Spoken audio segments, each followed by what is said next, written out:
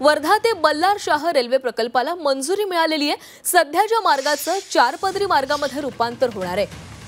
2381 कोटींच्या प्रकल्पाला केंद्राने मंजुरी दिलेली आहे।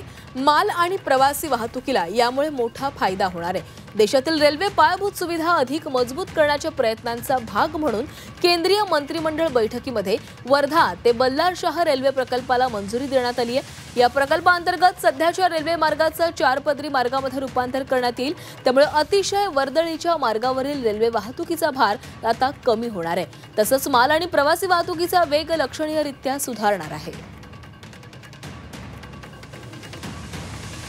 तर वर्धा ते बल्लारशाह या रेल्वे मार्गाला मंजुरी मिळाल्याने आता माल आणि प्रवासी वाहतुकीला मोठा फायदा होणार आहे। मोठा दिलासा मिळालेला आहे। जी वर्दळ रेल्वे स्थानकांमध्ये होत होती, रेल्वेमध्ये होत होती, ती आता कमी होण्यास मदत होणार आहे।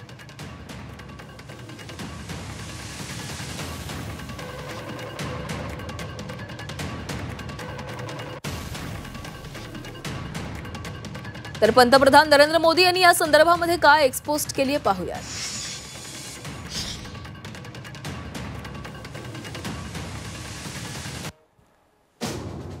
महाराष्ट्र आणि मध्य प्रदेशातील जनतेचे अभिनंदन।